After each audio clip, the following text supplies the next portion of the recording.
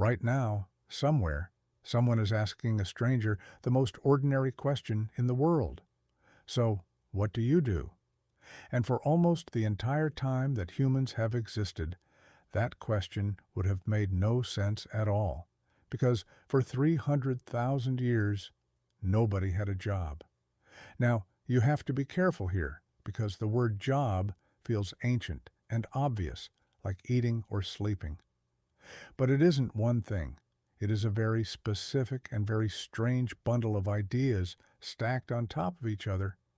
Think about what a modern job actually is. You travel to a particular place. You arrive at a fixed hour. You do tasks that someone else assigns to you. You are paid not for what you finish, but for the hours you are there. And then, most strangely of all, you take that job and you turn it into who you are. It becomes your answer to the question, what do you do? Every single piece of that is recent. And for the vast majority of human history, not one of them existed. For about 300,000 years, our species lived as foragers. And yes, they worked. They hunted, they gathered, they built, they made tools and clothing and shelter. Survival was not free. But the shape of that work was almost the exact opposite of yours. There was no boss handing out tasks. There was no wage. There was no clock deciding when work began, and no whistle deciding when it ended. Work was tied to a task, not to a number of hours. You did the thing that needed doing, and when the thing was done, the work was simply over. There was no reason to keep laboring past the point of enough, because there was nowhere to store extra and no one to sell it to. When the day's food was found, you stopped. Your time belonged to you, and crucially, no one was their work. A skilled hunter was not a hunter the way you are, an accountant, or a nurse. Hunting was something you did. It was not the answer to who you were. The idea that your labor could be your identity, printed on a card, introduced at a party, would have sounded absurd. You were a person in a group. What you did to eat was just one of the things you happened to do. So if this is how humans lived for 95% of our entire existence, then here is the real question. What happened? Where did the job come from? The first great crack appears about 12,000 years ago with farming. Agriculture changed something deeper than diet. For the first time, humans could produce more than they needed right now and store it. And the moment a surplus exists, three brand new things become possible. You can own things, you can accumulate, and you can make other people work for you. A field is a very different master than a forest. A forest lets you stop when you have enough. A field does not. It has to be watered, weeded, guarded, and harvested on its schedule, not yours. Farming didn't just feed people. It chained them to a place and to a relentless daily rhythm of labor that never really ended. And once there was surplus to control, society split into those who owned and those who worked. The boss was born. But even then, for thousands of years, work still mostly meant tasks. You farmed, you built, you traded. The truly modern job, the one you would actually recognize, is astonishingly young.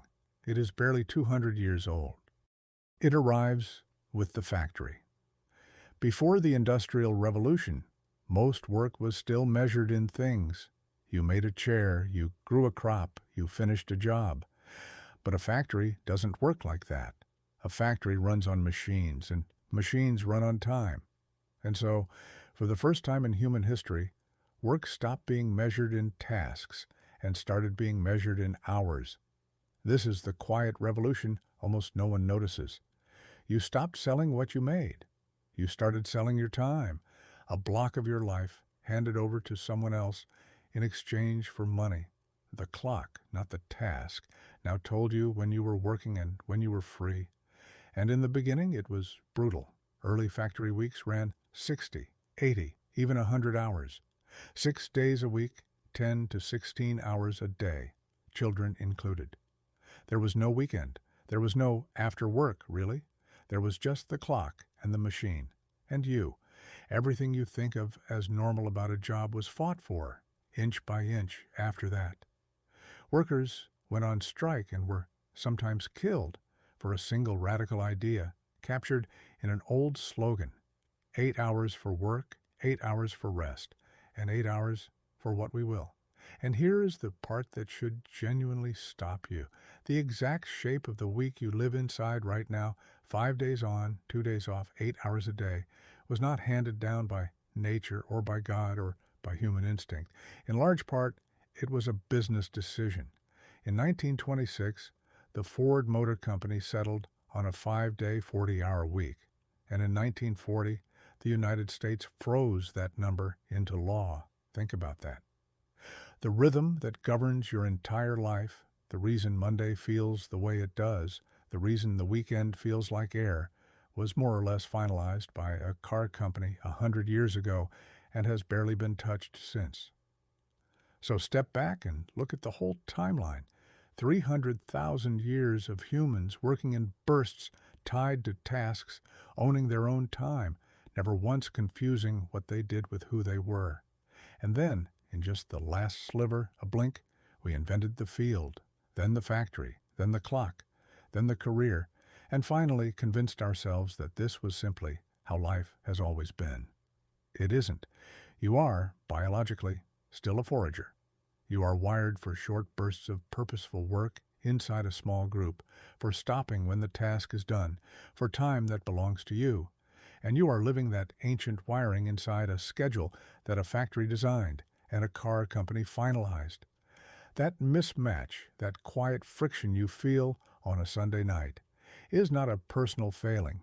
It is a kind of species-wide jet lag. So the next time someone asks you, "What do you do?"